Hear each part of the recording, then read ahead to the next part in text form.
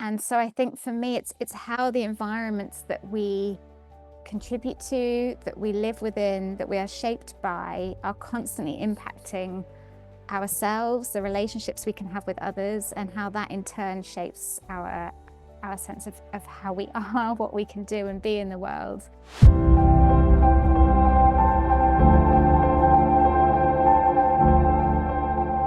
Welcome to State of the Earth, the podcast from the Graduate School of Environment and Sustainability at the University of Exeter in Cornwall. Here, we explore the issues shaping our planet's future and look at how we can make a positive difference through advances in technology, conservation science, business management, and more. I'm Sophie Crossley, your host for this episode, where I had the pleasure of speaking with Dr. Sarah Bell, Senior Lecturer in Health Geography at the European Centre for Environment and Human Health. Sarah is a health and disability geographer whose research explores how well-being, social inequality, and disability intersect with our changing environments. From parks, gardens, and coastlines to the weather, seasons, and climate change, her work challenges assumptions around nature and well-being, instead celebrating the creativity and expertise within disabled communities. It's a fascinating discussion, so let's get into it. First of all, thank you, Sarah, so much for joining today. We're really excited to have you on the podcast. I'm a little bit biased. Obviously, I've had a few guest lectures with you, but that just makes me so much more excited to dive into the conversation we're having today. So you work across a really wide range of different topics, from disability inclusion and well-being to nature connection and climate adaptation. So to start, could you just give us a bit of a quick overview of your research and how your career path has led you to this point so far? I shall try and do this in a nutshell, but I guess I think from quite a young age, I felt very curious about where humans fit in the world and how we live in community with all sorts of other creatures and beings, and why we care for some and seemingly write off others. And I think as I got older, that extended to why the needs and the priorities of some humans get valued over others. And when I first came across the work going on around health and well-being in the environment, I thought it might help me understand some of those dynamics, but found that in many ways those hierarchies of value were being reproduced in who gets to shape nature and define what it is, and who gets to experience nature in ways that are nurturing and supportive, and who misses out, who gets to damage nature and who pays the price, and who has the capacity to love and nurture those damaged natures and who writes them off, and what all of that means for our kind of wider social justice agendas. And so I guess my research and career path has really gone from trying to understand the ecosystems that make up our world and how humans fit into those, to how we benefit and how we harm them, and how to work with human and non-human in nature in ways that support both human and planetary health. And I think it's so important to enable and work with marginalized communities on this. And for me, particularly disabled communities, in part because disabled people are so often excluded, despite often having a wealth of insight to bring, but also because there are parallels in the ways that our current political and economic systems exploit, impair, and then discard harmed people and landscapes. And I don't think it has to be that way. So a lot of my research is trying to understand those dynamics, but also imagine something different. It sounds like a really intricate tapestry, if you will, that's being woven between all of these different topics and ideas. And so I'm excited to get into some of those today. But for some of our listeners who may not be as familiar with some of this terminology or frameworks, could you perhaps maybe explain a little bit more this idea of environment and human health and why it's such an important lens for us when it comes to understanding these modern health challenges? Yes, great question. As you know from the master's one that we spend quite a lot of time on, I guess lots of us define environment in different ways, but for me, when it comes to health, I'm really looking at the physical, material, the social, cultural, economic, historic, and political encounters that shape how we inhabit and participate and exist in the world, and how those dynamics shape how any individual person is in any given moment, physically, emotionally, socially, even spiritually for some. And I suppose how those relationships shift over time. And so I think for me, it's how the environments that we contribute to, that we live within, that we are shaped by, are constantly impacting ourselves, the relationships we can have with others, and how that in turn shapes our sense of how we are, what we can do and be in the world. I think often health can be quite a normative ideal, like there are quite strong senses of what it means to be healthy or unhealthy, and often that can lead to judgments that stigmatize certain people. So I think there's also health in pushing back against some of those norms. Um, so yeah, it's a bit of a long-winded answer, but I think it's all of those different things coming together. Yeah, absolutely. And as you said, it sounds like there's kind of a lot of change in this area and also a lot more awareness coming into some of these really important areas. How has some of this changed or developed in the field since you started working in the area? Yeah, great question. I think it was probably 2008 when I first even heard about work going on around health and environment. And at that point, a lot of it was understandably, there were a lot of epidemiological studies. So just trying to understand what are those broad associations between the types of environments that perhaps people live in and their various different health outcomes. And there were various sort of experimental studies happening in environmental psychology, trying to put people into these very controlled environments to say what happens to them. But there wasn't so much work at that time that embraced the messiness and the complexities of how people experience different types of nature just in their everyday life, and what enables that, what hinders it, whose priorities get to shape what nature is and where we find it and how we should or can be in it. And I think that's what has developed a lot since I first started, that actually there's this much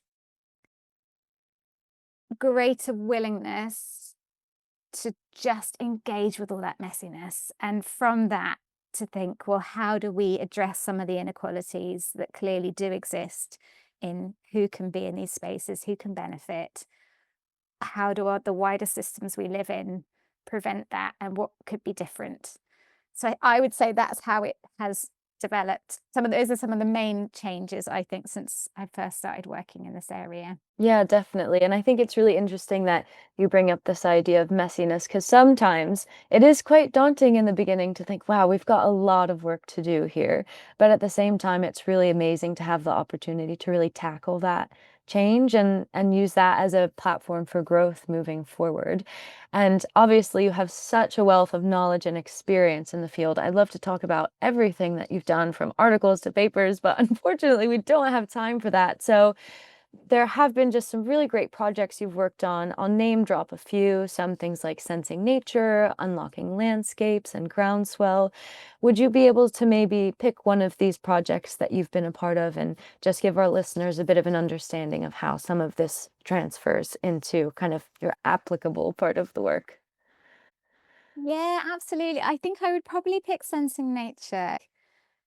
It was a real privilege to have the 2 years to work on it, but it also, for me, just opened up this completely different way of understanding the whole field. I was writing the proposal in 2015, and at that point, it felt like a lot of the methods used to understand people's relationships with nature was strongly reliant on a visual connection.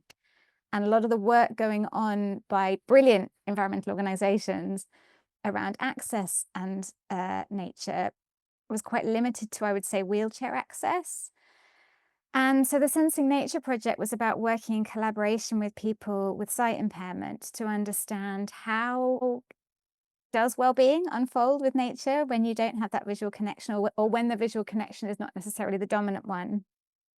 How can we learn together about opportunities to create really rich, engaging, multisensory experiences in nature? And what does that mean for how we understand what nature is and the benefits it can bring? And that just opened up all these other collaborations, which really shifted that narrative from accessibility being a sort of add-on, like oh, we've got to do an accessibility audit. or like the idea of creating accessible experiences for people and actually saying, if we have a much more diverse volunteer and staff base, if we're engaging with a much broader range of people, we understand some of the experiences that happen in these settings, which we don't otherwise, but also we can bring much richer sort of stories and ideas and ways of interpreting it to really just create more exciting opportunities for lots of people to be out in these spaces. So that's probably the one I would talk about, but the others are all linked really to that one. Yeah, and I think one of the really great things about this project that you mentioned is that there's so many tangible outcomes. I guess maybe for some of the listeners who aren't as familiar with the project, you had all kinds of different guides that you provided for people, different kind of listening opportunities. Are there some of those that you could just really briefly speak to or mention to give people an idea of kind of the different Yeah. accessibility options available? Yeah, absolutely. So we worked with the Sensory Trust to develop some guidance for people who design and manage nature spaces to think about how to enable that multisensory access. We worked with the Ramblers and Walking for Health to develop guidance for walking groups to support visually impaired walkers to be part of the groups, to be shaping the walks. We worked with the organisation Vocalise, who do a lot of audio description for sort of galleries and museums to create new guidance for people who guide nature walks and activities. Because obviously, when you describe what's in a gallery or a museum, it stays there and you can practice and you can prep it. Nature is changing all the time. So just learning how to describe what's happening in the moment in a way that's sort of engaging and interesting. And then from that, we developed a really exciting program of visually impaired led guided walks with Westonbirt Arboretum. And those are still happening, where visually impaired guides joined the volunteer guide team and just developed these rich multisensory walks that took people off the paths and encouraged them to get up close and experience the trees in lots of different ways. So those are just some examples, but there's, yeah, other bits and bobs on the website. Yeah, it's such incredible work. And one thing I can do for listeners is link down to some show notes. So if anyone who's interested can take a bit of a deeper dive into that. And I just love hearing some of the examples. It reminds me of some of the bits and pieces that have happened back in my neck of the woods in the US. My town is quite similar to Cornwall in that we have lots of beaches, but not everyone has as much accessibility to the beach. So one of the programs they put in place for us was they put down these ramps that led down to the sand and between the beaches as well. So previously you'd have to trudge along the sand if you were able to. And so this really improved access for people who are kind of wheelchair users, visually impaired, even just kind of some of the elderly people as well. And that was amazing to see. And just hearing you speak about some of the projects you've worked on really nailed some of that home for me too. And yeah, and so I guess with that in mind, another thing I was curious is that we have this kind of idea of interventions and projects, and then there's also some of the research too. So how do you see the relationship between balancing those two, and how do you kind of personally navigate that balance? Yeah, that's a great question. I think for me, it's absolutely essential that my research is informed by and is very much responsive to tangible real world challenges, and that it is designed, shaped, and conducted in very close collaboration with people who are impacted by those challenges and by organizations who are involved in navigating them, and that it tries to have some kind of tangible policy influence, although that's not always easy when there's policy rollback on some of the core issues you work across. Um, and it can be exhausting, I guess, because those kinds of collaborations and partnerships take a lot of time and a lot of energy, which our university system doesn't necessarily recognize or enable at times. But for me, it's also really rewarding and it's essential to my work and the value that I see within it. So I don't know if I have a very good balance, but it's a constant work in progress, I would say. Yeah, well, nothing can ever be perfect, can it? And I guess with that in mind, all of the projects that you've been working on and also at the European Centre for Environment and Human Health, the fact that that was established recently, we're really seeing a lot of change in this field, as we mentioned before, from kind of your starting point to where you are now. And looking ahead to the future, how do you see some of this momentum continuing forward? If we might see perhaps a shift in the way we design things like public spaces or the way that we approach mental health and well-being.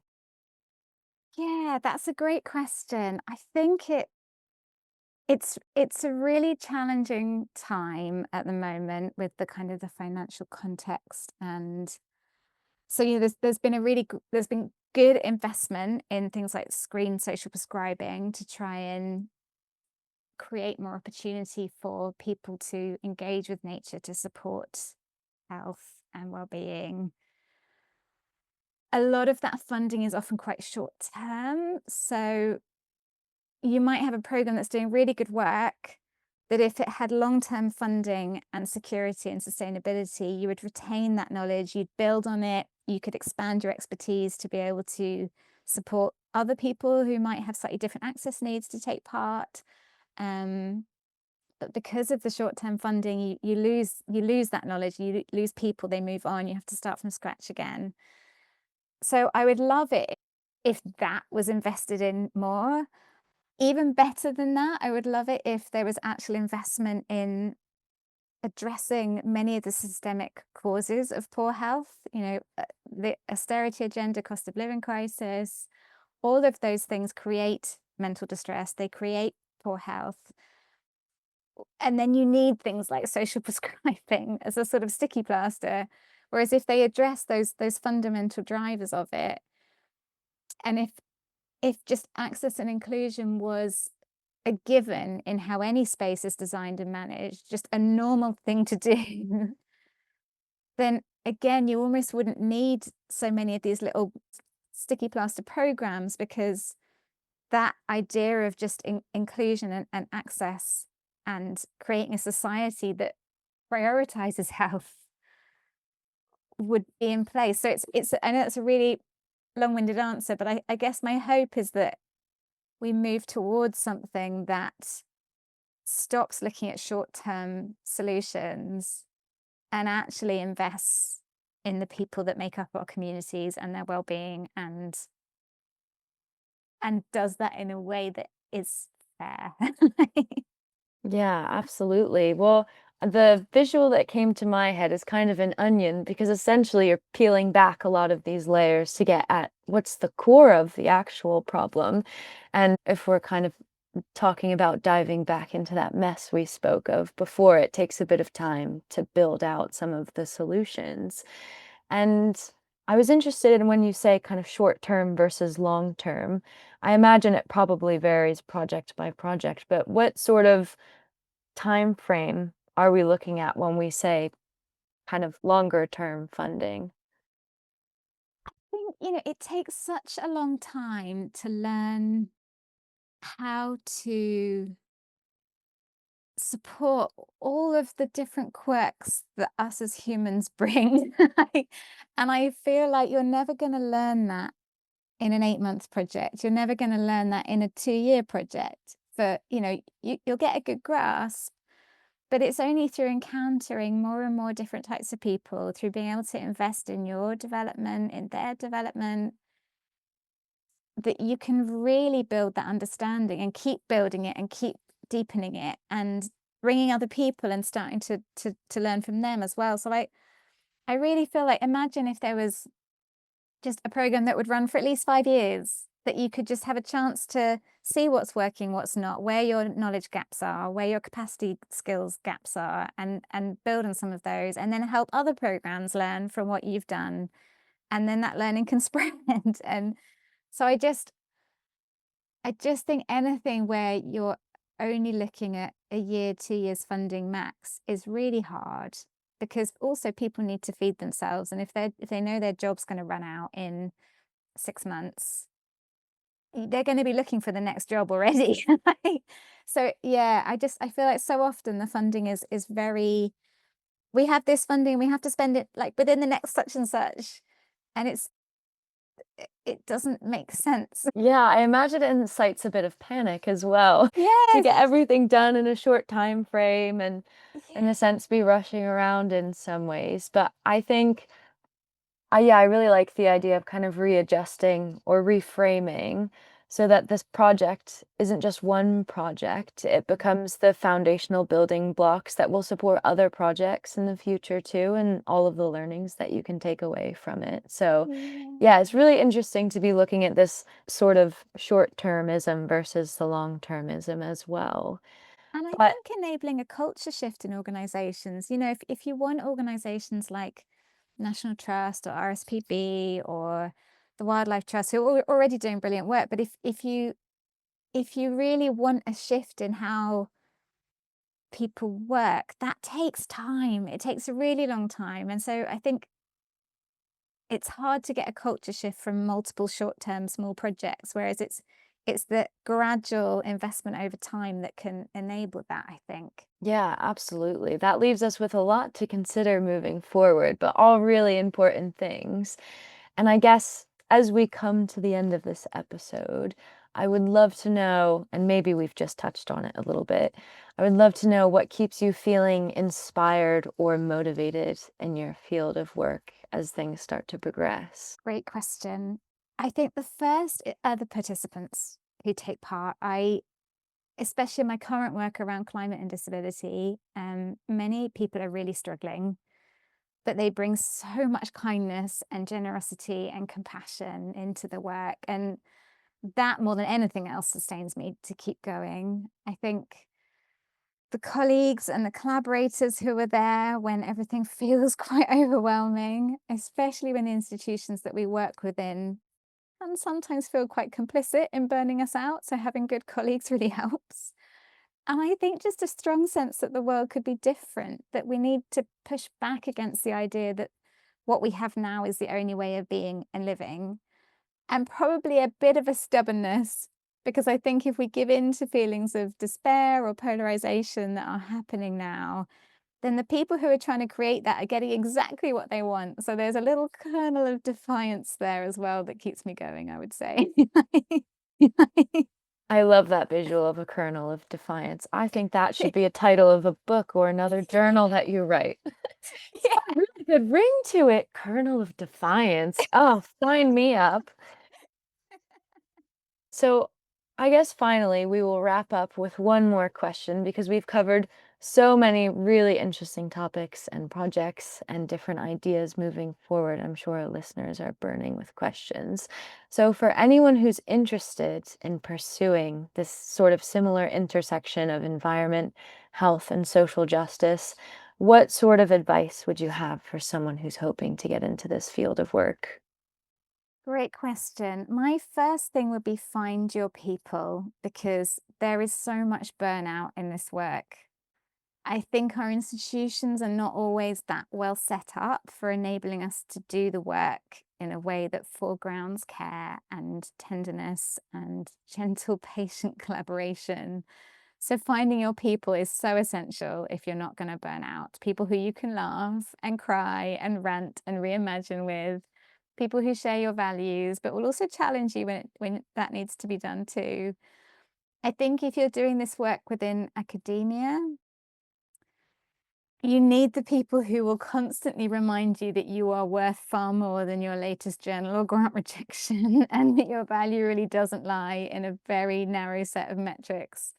And for me, I would just say it's absolutely essential to find what or who brings you steadiness, whether that is Mm. people or trees or music, yoga, football, whatever it is. It's really easy to feel repeatedly crashed around in the waves in this field. And there's a lot of really strong characters, and there's a lot of trauma in the work as well. So I think finding the doors to steadiness when things are turbulent is absolutely essential. Yeah, well, I think a lot of that advice transfers just beyond career advice. That goes right back to overall health and well-being, finding your community, your tribe, your people. I think that really will resonate with a lot of people. So, Thank you so much for joining us today, Sarah. It's been an absolute pleasure, and I've had so many great takeaways from this conversation. Thank you very much for having me. And for our listeners who are here with us, thank you for tuning in, and be sure to join us for the next edition of State of the Earth.